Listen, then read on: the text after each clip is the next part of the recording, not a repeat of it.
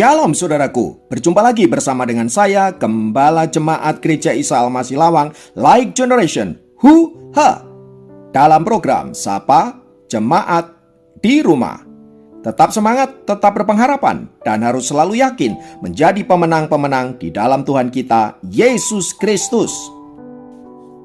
Firman Tuhan kali ini terambil dari 1 Korintus 5 ayat 1 dan 2.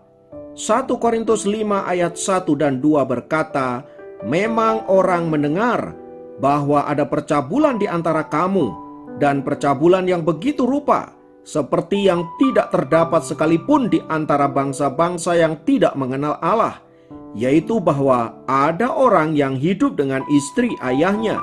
Sekalipun demikian kamu sombong.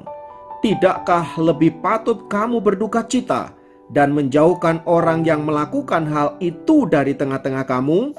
Saudaraku, jemaat di Korintus dikenal sebagai jemaat yang memiliki potensi yang luar biasa. Sebagian besar di antara mereka adalah jemaat-jemaat yang memiliki kehidupan ekonomi yang cukup baik. Selain daripada itu, mereka juga orang-orang yang memiliki pendidikan yang cukup tinggi.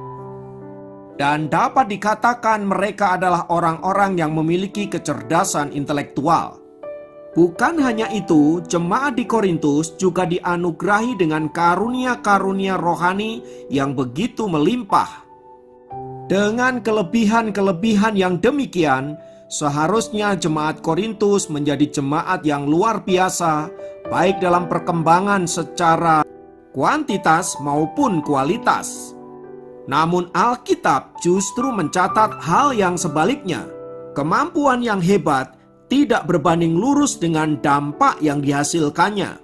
Justru di jemaat Korintus terjadi masalah-masalah yang sangat pelik. Misalnya perpecahan antara jemaat yang satu dengan jemaat yang lain. Di jemaat Korintus juga berkembang dosa-dosa percabulan yang begitu rupa, yang dicatat sebagai dosa yang belum pernah dilakukan oleh bangsa-bangsa yang tidak mengenal Allah sekalipun. Itu artinya di Korintus terjadi perbuatan cabul yang begitu mengerikan. Perbuatan cabul seperti apakah itu? Seperti yang dicatat di dalam 1 Korintus 5 ayat yang pertama, di sana disebutkan ada dosa perselingkuhan antar anggota keluarga, yaitu antara orang tua dan anak. Dalam kasus di jemaat Korintus ini, rupanya terjadi percabulan antara anak tiri dan ibu tiri. Beberapa teolog lain mengatakan itu kasus perselingkuhan antara mertua dan menantu. Tetapi apapun kasusnya, jelas ini adalah perbuatan yang tidak bermoral dan sangat jahat di mata Tuhan. Tapi itu anehnya terjadi di tengah-tengah jemaat, dan sebagian besar di antara mereka hanya diam saja melihat kasus seperti itu. Bahkan di ayat 2 yang tadi kita baca, di sana disebutkan bahwa jemaat di Korintus alih-alih mereka malu karena ada jemaat yang melakukan dosa percabulan sedemikian rupa, mereka justru sombong dengan keberadaan mereka. Itulah sebabnya Rasul Paulus menegur mereka, "Tidakkah lebih patut kamu berduka cita dan menjauhkan orang yang melakukan hal yang bejat itu dari tengah-tengah kamu?"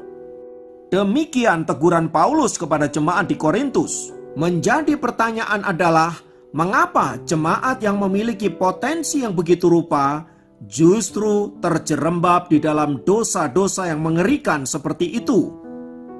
Pada dasarnya, potensi dan kemampuan jemaat tersebut tidak berbanding lurus dengan kedewasaan iman dan rohani seseorang. Jika mereka tinggal di dalam dosa-dosa yang begitu mengerikan, tidakkah kita dapat mengatakan bahwa sesungguhnya mereka adalah orang-orang yang tidak mengasihi Tuhan? Bahwa sesungguhnya mereka adalah orang-orang yang tidak taat kepada firman Allah? Dan bahwa sesungguhnya mereka adalah orang-orang yang hidup dalam kecemaran?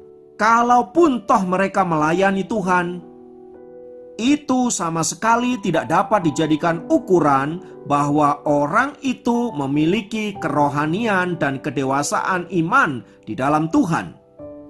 Bisa jadi justru pelayanan-pelayanan atau kegiatan-kegiatan rohani yang dilakukan untuk menutupi dosa-dosa yang disembunyikan selama ini. Sehingga olehnya mereka tetap terlihat rohani, mereka tetap terlihat terhormat, tetapi sesungguhnya hidup mereka adalah bobrok. Itulah sebabnya Paulus mengatakan kamu sombong. Sudah jelas-jelas ada dosa yang sedemikian rupa, tetapi kamu merasa sepertinya semua baik-baik saja dan tidak ada satu hal yang perlu dipermasalahkan. Bukankah itu sesuatu yang aneh, saudaraku?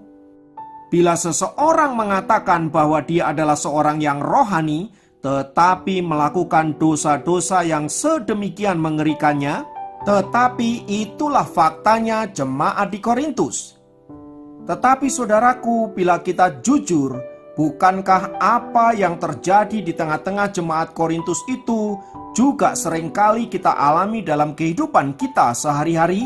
Akhir-akhir ini kita sering mendengar dosa-dosa yang begitu mengerikan yang dilakukan oleh orang-orang yang memiliki label-label rohani. Kasus seperti pelecehan seksual, penipuan dan penggelapan aset gereja, perselingkuhan dan kawin cerai, dan dosa-dosa percabulan begitu marak terjadi di dalam kehidupan umat Tuhan. Seperti yang baru-baru ini menjadi berita yang fenomenal di tengah-tengah media sosial kita. Kasus perselingkuhan antara mertua dan menantu. Kasus seperti ini memang banyak sekali terjadi di tengah-tengah masyarakat kita. Namun menjadi aneh bila hal itu terjadi di dalam kehidupan anak-anak Tuhan, terlebih mereka orang-orang yang melayani Tuhan. Tentu saja hal ini tidak bisa dibiarkan, saudaraku. Paulus sendiri di ayat yang ke-5, ia mengatakan bahwa orang seperti itu harus diserahkan dalam nama Tuhan Yesus kepada iblis, sehingga binasa tubuhnya agar rohnya diselamatkan pada hari Tuhan. Itu artinya kita tidak bisa membiarkan dosa-dosa kecemaran berkeliaran di tengah-tengah umat Allah. Bahkan di ayat yang ke-7, Paulus mengatakan, buanglah ragi yang lama itu, supaya kamu menjadi adonan yang baru, sebab kamu memang tidak beragi. Sebab anak domba Paskah itu juga telah disembelih, yaitu Kristus. Itu artinya kalau kita mengakui bahwa Yesus telah mati untuk kita dan bahwa Yesus telah menebus dosa-dosa kita dan bangkit dari antara orang mati, maka seharusnya kita tidak lagi hidup di dalam kehidupan kita yang lama, sebab kebangkitan Kristus adalah kemenangan orang-orang percaya. Oleh karena itu, saudaraku, mari kita menjaga hidup kita sedemikian rupa agar kita tidak terkamirkan lagi oleh ragi yang lama. Buanglah segala kejahatan dan kecemaran, dan marilah kita hidup untuk memuliakan nama Allah. Lebih dari semuanya itu, saudaraku, janganlah kita berpikir bahwa kemerdekaan yang diberikan kepada kita sebagai kesempatan bagi kita untuk melakukan dosa-dosa kita kembali. Ingatlah bahwa Allah tidak membiarkan dirinya dipermainkan. Sebab kesabaran Allah sebenarnya untuk menunjukkan belas kasihannya kepada kita, supaya kita bertobat dan kembali kepada jalan-jalannya. Terlebih menjelang kedatangan Tuhan yang kedua kali, seharusnya kita hidup semakin sungguh-sungguh di dalam Tuhan, sambil menantikan Dia, kita hidup tidak bercacat dan bercela. Kiranya firman Tuhan ini memberkati kita dan mempersiapkan kita untuk memasuki Jumat Agung dan Paskah. Baiklah tiap-tiap kita merenungkan kembali pengorbanan Yesus yang luar biasa itu, sehingga kita bisa menyambut momen Jumat Agung dan Paskah dengan ucapan syukur karena Allah telah mengasihi kita dan telah mati dan bangkit untuk kita. Tuhan memberkati, mari kita berdoa. Kami naikkan pujian dan syukur untuk anugerah-Mu yang luar biasa. Ampuni kami jika kami masih tinggal di dalam dosa-dosa kami yang lama. Kiranya Roh Kudus menolong kami untuk kami senantiasa hidup dalam perkenanan Allah, hidup di dalam kekudusan dan kebenaran. Terima kasih Bapa, terpujilah nama-Mu kekal selamanya. Dalam nama Yesus kami berdoa, haleluya, amin. Demikian program Sapa Jemaat kali ini. Sampai jumpa dalam program Sapa Jemaat yang lain. Tuhan Yesus memberkati.